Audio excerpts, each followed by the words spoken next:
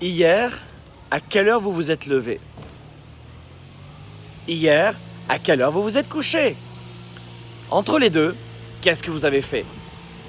Est-ce que vous êtes déjà posé la question suivante? Est-ce qu'on est tous égaux face à une constante qui est planétaire? Nous, les êtres humains.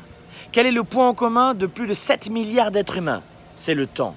On a tous 24 heures. Et parmi les excuses que j'entends le plus souvent, c'est, derrière l'argent, c'est je n'ai pas assez de temps pour développer ma carrière, mes affaires, pour prendre soin de moi, faire le tour du monde, pour m'occuper de mes gamins, de ma santé, de mon énergie, trouver un travail, racheter une entreprise, créer une entreprise. J'ai pas assez de temps, Franck. Mais vous êtes déjà posé la question, est-ce qu'on avait tous 24 heures? La réponse est oui. Et ensuite, je le vois notamment dans mes séminaires, on entend, oui mais d'accord Franck, regarde, il a 500 employés. D'accord, mais plus de 74% des multimillionnaires de 2017 n'ont pas hérité et n'ont pas de diplôme. Alors il y a évidemment une variation de cette constante selon vous m'écoutez en Europe, en Afrique, en Asie et ici en Amérique du Nord. Mais très peu de gens sont nés avec un ticket gagnant du loto un jour dans leur vie.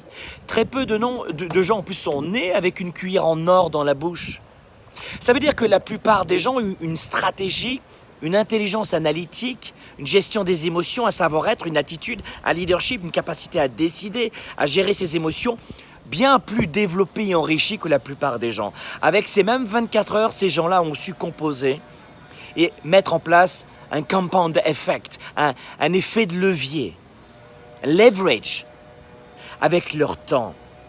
Qu'est-ce que vous faites de vos journées? Admettons, on a quasiment 17 heures par jour. Si vous dormez 7 heures par nuit, ça fait 17 heures par jour. Vous dormez 8 heures par nuit. Allez, ça fait 16 heures. Qu'est-ce que vous faites de vos fucking de 16 à 17 heures par jour?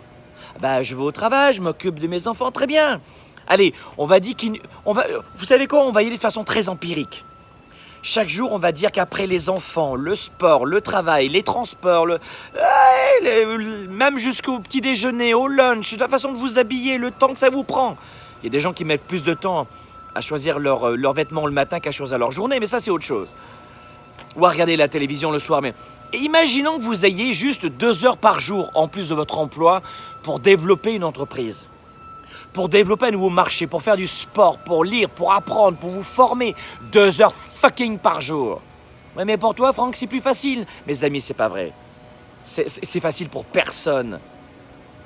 Vous avez 2 à 3 heures par jour, on va dire 5 heures par jour pour vous, pour développer votre carrière et vos affaires. 5 heures par jour, ça fait 25. 5 fois 5, 25, du lundi au vendredi. Allez, on va dire même samedi, dimanche, t'aimerais un peu pousser. Mes amis, qu'est-ce que vous faites? Je sais que je suis rude, mais qu'est-ce que vous faites de vos journées? Et ensuite, voilà comment la plupart des gens vont dire « Je n'ai pas de chance, je n'ai pas d'argent, je n'ai pas de temps. » C'est les taxes, les impôts, pour toi c'est plus simple en Amérique du Nord. Oh, ça c'est que du blabla, c'est que de la connerie là. What the fuck? À la fin de l'année, que tu me connaisses ou que tu me connaisses pas, le bilan il est là.